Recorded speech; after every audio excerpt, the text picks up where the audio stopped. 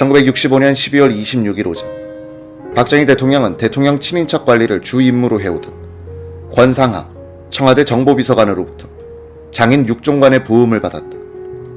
72세에 죽은 육종관은 1893년 충북 옥천의 대지주의 아들로 태어났다. 그는 미국 도매상, 금광, 인산 가공업 등을 통해 번 돈으로 충북 옥천 교동의 고가와 가수원 등을 구입해 대지 3,000평의 대저택에서 살았다. 16세 때 이경영을 아내로 맞이하여 육인순, 육인수, 육영수, 육예수를 낳았다. 그는 또 5명의 소실을 두어 모두 22명의 자손을 낳았다. 박정희는 유경수의 결혼에 반대하는 장인과 헤어진 장모를 모시고 가난 속에서 가진 고생을 다했지만 돈 많은 장인에게 손 한 번 벌린 적이 없었다. 이경영도 먹을 것이 없어 맹물에 국수만 말아먹거나 얼음장 같은 방에서 겨울을 나야 할 때조차 남편 육종관의 도움을 청한 적이 없었다. 이경영으로서는 여러 명의 소실들로 인해 가슴앓이를 해야 했던 기억들이 깊은 상처로 남아있었고, 유경수로서는 친어머니보다 소실들에게 더 많은 정성을 쏟았던 아버지에 대한 감정과 자신의 결혼을 반대한 기억들이 현실의 고통보다 더 컸을 것이다. 박정희도 육종관의 실리적인 시각으로만 자신을 평가한 데 대한 오기가 있었다. 사위만큼이나 자존심이 강했던 육종관은 사위가 대통령이 되었다는 사실을 결코 기뻐하거나 자랑하고 다닌 적이 없었다. 다만 소실의 자녀들에게는 가끔씩 청와대에 한번 들어가 보고 싶었는데 그 잔디와 정원이 그렇게 좋다던데 하고 말했다. 정원 가꾸기에 상당한 재주가 있었던 육종관은 청와대 정원이 몹시 궁금했던 모양이었다.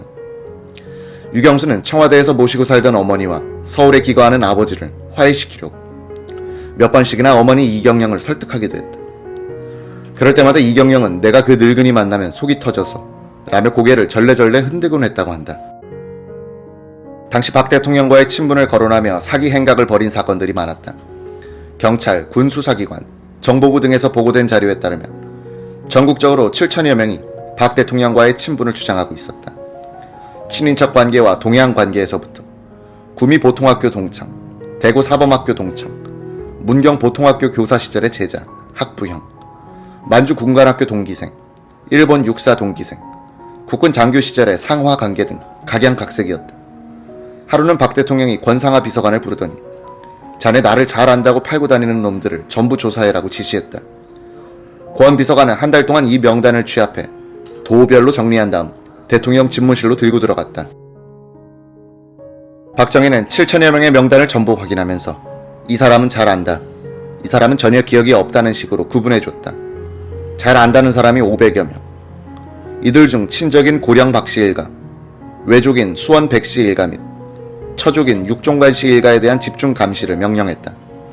이른바 대통령 친인척 경호 임무는 해당 지역 경찰서 정보과에서 전담하게 되어 박 대통령이 사망할 때까지 계속됐다. 육종관에 대한 감시도 물론 포함되어 있었다. 이 무렵 육종관은 소실 중 한 명과 서울에서 살고 있었다. 매일 아침 형사가 집 앞에 나타났다. 여름날 대문을 열어두면 형사는 대청마루에 걸터 앉아 있곤 했다. 외출할 때면 어김없이 뒤를 따라다녔다. 육종관은 불편하기 이를 데 없었다. 참다 못한 육종관은 조카 송재관을 불러 너희 외숙모한테 얘기 좀 해. 내가 뭐 독립운동 할 것도 아닌데 왜 맨날 형사가 따라붙나. 사위가 대통령이면 대통령이지. 내가 왜 이렇게 고생해야 되냐 말이다. 라며 항변했다. 청와대에서 기거하던 이경련은 남편의 하소연을 전해 들은 뒤 사위에게 말해 곧바로 육종관에 대한 경호 겸 감시는 사라졌다. 그리고 얼마 후 육종관은 폐암 진단을 받고 메디컬 센터에 입원, 수술을 받은 뒤 퇴원했다. 1965년 가을 육종관은 다시 폐암이 악화되어 메디컬 센터에 입원하고 있었다. 산소 마스크를 쓴 채 말을 거의 할 수 없는 상태로 누워 손짓만 할 정도였다. 유경수는 비서로 있던 조카 홍정자와 가끔 문병을 갔다. 박 대통령도 늦은 밤 아무도 몰래 유경수와 함께 문병을 다녀왔다고 한다. 12월 초 육인수 의원은 자택 사랑방에 희망이 없는 아버지를 모셨다. 이경영은 유경수를 앞세워 병문안을 왔지만 사실상 임종이었다. 육종관은 의식이 거의 없었다. 유경수는 어머님, 아버님이 마지막이신데요. 살아계실 때 두 분이 나란히 계신 사진이라도 한 장 찍어두세요. 라고 했다. 마지못한 이경영은 침대 곁에 서고 산소 호흡기에 의지한 육종관은 의식 없이 누운 채 촬영을 했다. 12월 중순엔 박 대통령이 유경수와 함께 문병했다. 12월 30일 새벽에 이석재 총무처 장관은 박 대통령과 함께 발인식에 참석했다. 사람들이 많이 모인 곳에서 박정희는 표정도 없이 묵묵히 서 있기만 했다.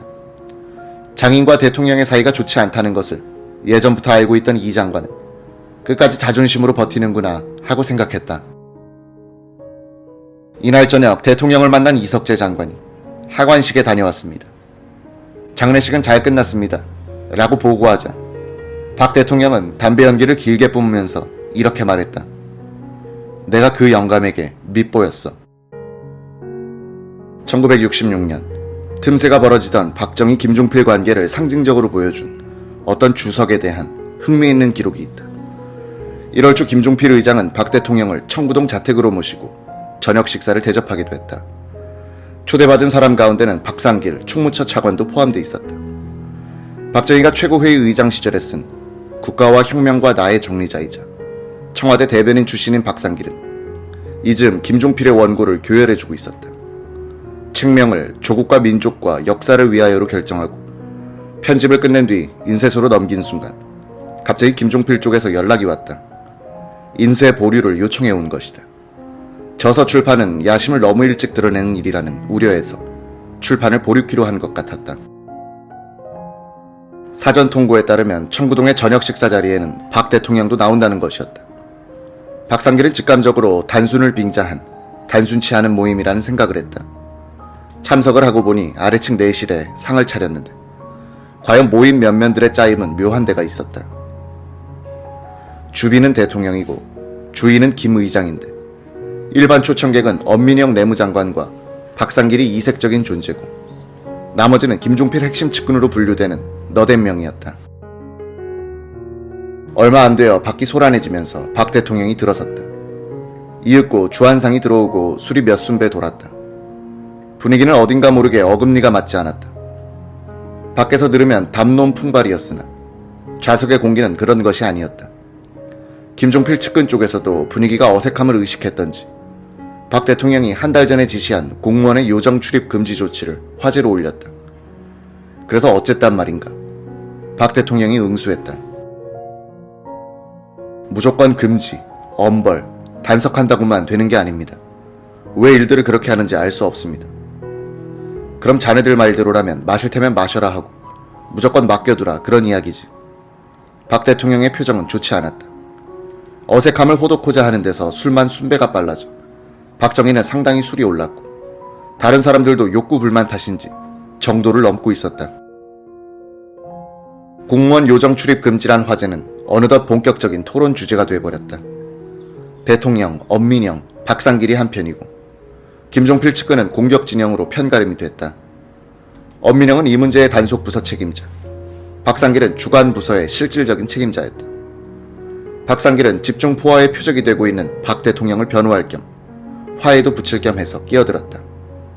여러분들 말씀에도 충분히 일리가 있습니다.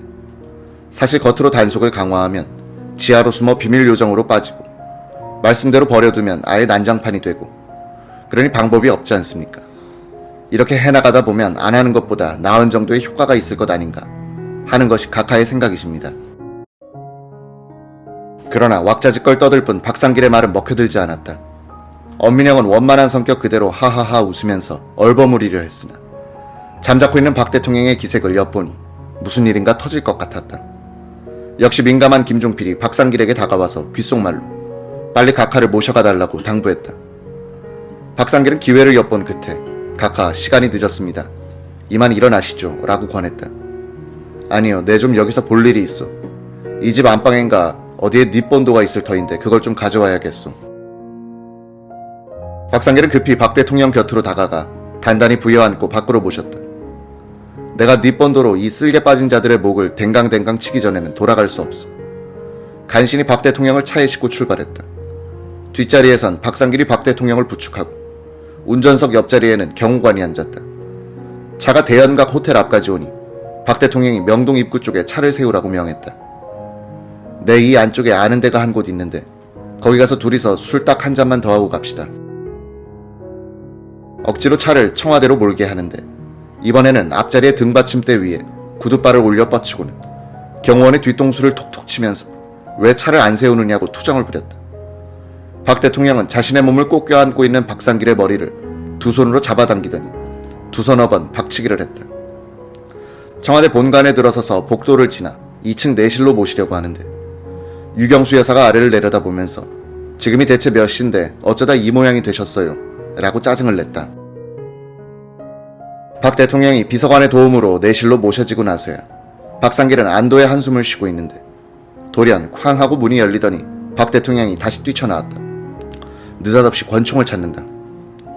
내 권총으로 그 쓸개 빠진 대통령병 환자놈들을 확 쓸기 전에는 잠을 못 잔다. 다시 한바탕의 소란 끝에 박 대통령이 잠든 것을 확인한 연후에 박상길은 집으로 돌아갔다. 식은 땀으로 온몸이 흠뻑 젖어 있었다. 박상길은 회고록에 그날 저녁의 청구동 작전은 실패였다고 썼다. 모두를 꾹 참고 차분하게 화제와 분위기를 이끌었다면 그 같은 역효과는 없을 성 싶었다. 대통령이 먼저 대통령 환자라고 소리 지르신 터에 어찌 정상적인 정치가 두 분 사이에 건재할 수 있었겠는가. 내 개인의 견해로도 김 의장 쪽이 왜 그리 서두는 것일까 하는 회의가 항상 머릿속에서 떠날 수 없었다.